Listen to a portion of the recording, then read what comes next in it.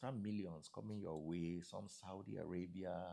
Kí ló ń ṣẹlẹ̀ gangan? What's going on with our career now? You know, it's always like this when the season is over and then the summer transfer negotiation starts. You have a lot of these clubs wanting your service. But I think right now I'm focusing on my holiday to enjoy myself so good. I can tell. You are everywhere at every party. I'm like, hey, they don't release Victor. You know, to enjoy myself, and then while I'm enjoying, I'm also reminiscing about the previous season that I had with Gala, and then watching some clips of my goals, the mistakes that I made, the things that I did good, and I think this has really helped me to improve, not just as a player, also as a man, and then hopefully very soon this show will come from me. What do you have to say to the people who look up to you? I mean, first of all, they should put God first in whatever they do. And secondly, I will just say what works for me. And I hope to work for them also. Because me, I never attribute anything to talent. But the way I work so hard, there are few people in this world of football that will outwork me. It's not... Anyone, they can call it bragging, but I'm so sure of myself. That's why for every setback that I had in life, that people wrote me off, the way I bounce back is brutal. That's why to be honest, I'm so proud of myself. And if you have talent and you work so hard, that's why Ronaldo is a lot of inspiration to so many of us. I grew up in one of the largest dump sites in Nigeria, or should I say in Africa. Like a dump site? Yes, like this is the dump site and this is the hood. So the boots, the clothes, me and my friends would get it there. From the dump site? Yeah, from the dump site. Sometimes school bags. Yeah, like a lot of things. You know, this expired product, they dump it there. And most of the time, as young lads, we used to go there to take these things. We don't know. We don't have no knowledge about these things. Expired things like milk. Yeah, milk, Milo, these things. And then we used to go there to take a lot of this. You, baby freeze. I hope you can hear and understand that you are privileged. If he could make it, you have no excuse. Expired milk. Yeah, so we used to take it, and most of the time we lack water in the community because of the dump sites. You know, the waters there are contaminated and everything like that. So it was like living in the slum is just like you just want to be nice. It was so damaged. It was so bad. So while growing up, even we had this problem about the dump site, and then we had problem also where we were living, because most of the time, or 99% of the time, the rest of the tenant, we have light, and our room doesn't have light. Emphasis on room. Were you staying in one room? There's one room with seven children. 7 children, daddy mom and dad. And then my mom passed away. Oh, may her soul rest in peace. She passed away, and then my dad was like, and she was like the one supporting her husband, you know, on them to make it. Yeah, for me, this is how I challenge myself.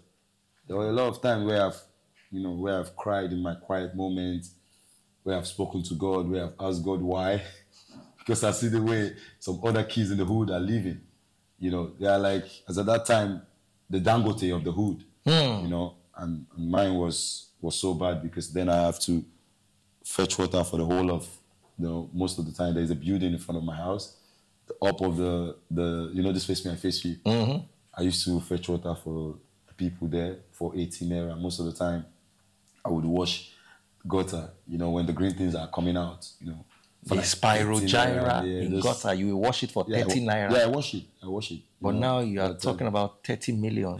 I have to, you know, go out on the street to do all kind of job legally. What kind of jobs were you doing?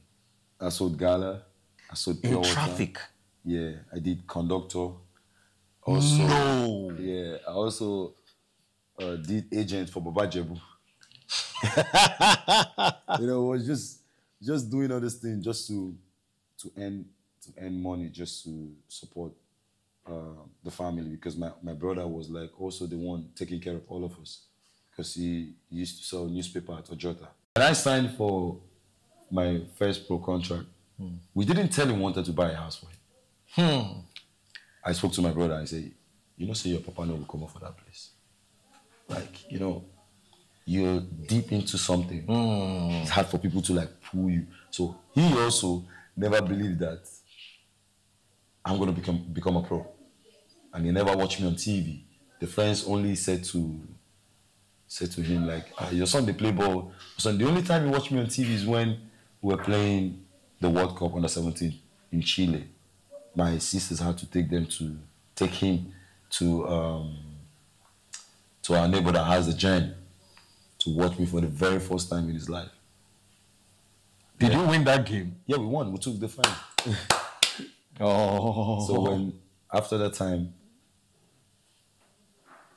before we got the house for him, I spoke to my brother. I said, I think we tell him.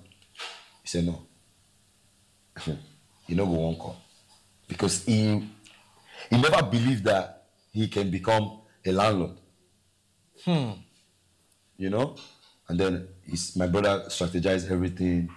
We got the house, furnished everything. Everything was good, and we said, come go see something. And then we were able to take you. Like from there to Magodo Estates, showed him, and he went on his knees. A grown man was crying and everything, because everything was set. His car, the house, everything was there. And you know, for me, it's not about being so. I don't care.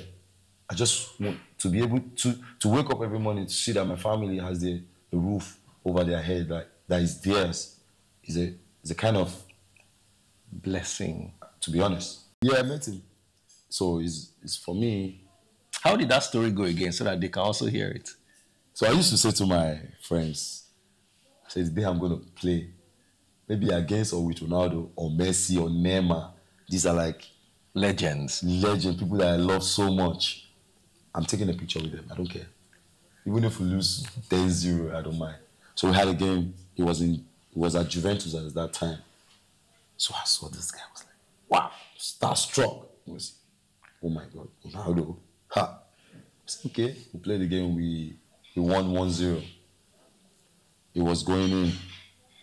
And I said to him, Chris, I would like to take a picture with you. He said, yeah, come to the dressing room. He lost the game.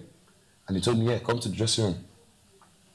I quickly ran to my dressing room. I took out my shirt. I didn't even take out my boot. I still had my boot. I ran to the dressing room. It was not up to like 5 minutes. He told me that. Guess where he was? Where? In the gym. After playing 90 minutes? It was done bare. I was in the dressing room, then Buffon saw me. And he came to me, he hugged me. Amazing person also, Buffon. And he said, what do I want? I said, yeah, I want to take a picture with Ronaldo. He said, where is he? So he was looking for him. And then he went into the dressing room, like to the gym side. And he's like, he's walking out. So just come sit with me. So I sat down with Buffon, like we're just talking. It was almost 30 minutes. It was not out yet. I was waiting. But it was a home game for me. So I can stay 5 hours there. I don't mind. If I finish, I'm going straight to my house. I was waiting. 1 hour. After playing 90 minutes. I'm telling you the truth. 1 hour. He was still walking out. After he came, he was sweating. And then Buffon told him, he said, yeah, Victor, come. And he told me to come. I went. He went to sit on the massaging table. 2 physios. Look at this guy's lap. Look at the veins. Hey! I think he's 25 years old. As at that time, was massaging. I was standing like this. He said, yeah, come. So he told one of the physio to take a picture. I took the picture. He told me, "Is the picture enough?" I said, "I want to take more." So I took selfie with him. And I stood, I said, "Yeah, I'm good, I'm good." He said, "Yeah, great game. Just keep on going." That was what he said to me. In English? Yeah, he spoke English. Like, oh, wow. Very good, fluently. And he said, just keep going. And I choked his hand.